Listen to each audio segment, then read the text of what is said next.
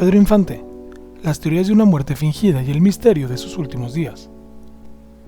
El ídolo de Guamúchil perdió la vida hace 64 años y con su fallecimiento surgió su leyenda inmortal. Sin embargo, no han sido pocas las hipótesis que aseguran que Infante siguió vivo muchos años más. El 15 de abril de 1957, el mundo del entretenimiento se conmocionó con la noticia de que el ídolo del pueblo falleció en un accidente aéreo cuando la avioneta en la que viajaba se desplomó en un barrio popular de Mérida, Yucatán. Para entonces Pedro Infante ya era una superestrella consolidada del medio artístico, y sus participaciones en el cine y la música lo consagraban como el máximo exponente de la canción ranchera y romántica, y la figura más fulgurante del cine nacional. El día de su muerte, el ídolo de Guamúchil viajaba como copiloto en la C-87 Liberator, vehículo que lo llevó a la muerte, y el hecho de que nunca se encontraron sus restos, que podría justificarse por el impacto demoledor de la avioneta, ha ayudado a abonar una serie de mitos en torno a su figura.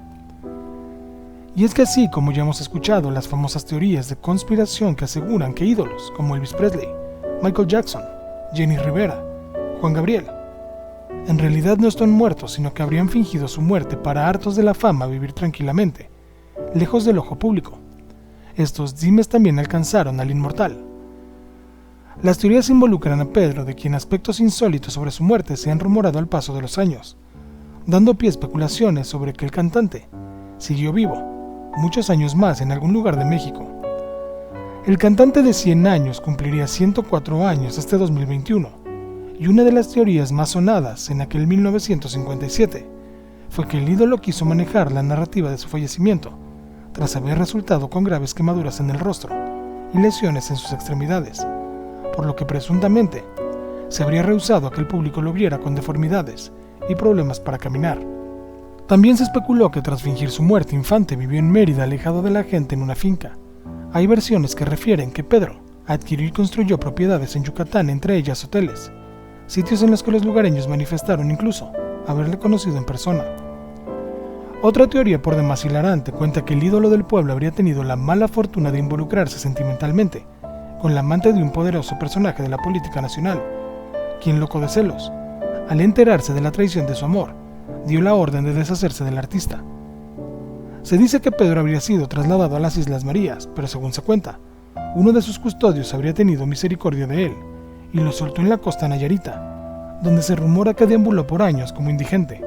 Pocas semanas después del fatídico accidente de 1957 que públicamente le quitó la vida al artista, tomó relevancia el rumor de que Mario Moreno Cantinflas tendría escondido a Infante en un rancho cercano a Pachuca. Esto aunque el Mimo de México fuera uno de los hombres que cargaron el féretro. Al paso de los días, el mismo Cantinflas alimentó el mito, asegurando que Pedro Infante estaba vivo, aunque más adelante le arregló, expresando que seguía vivo, pero en el corazón de todos los mexicanos. Se dice que en aquellos años incluso Cantinflas llegó a ofrecer una cantidad de dinero a quien le demostrara que Pedro Infante efectivamente había muerto. Años más tarde, en la década de los 80, un peculiar personaje llamó la atención del público.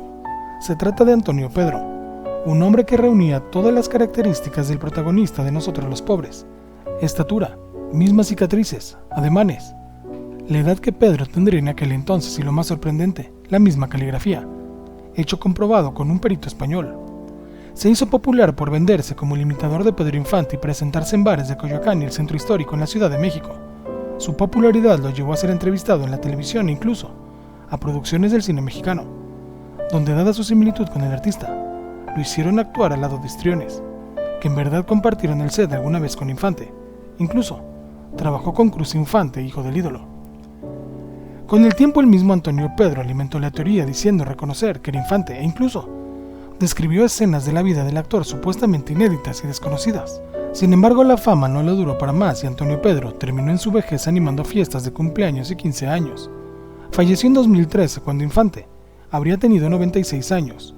Incluso se dice que se conocen muy pocos datos antes de 1983 del sujeto que fue conocido como Antonio Pedro, por lo que su vida anterior sigue siendo un enigma.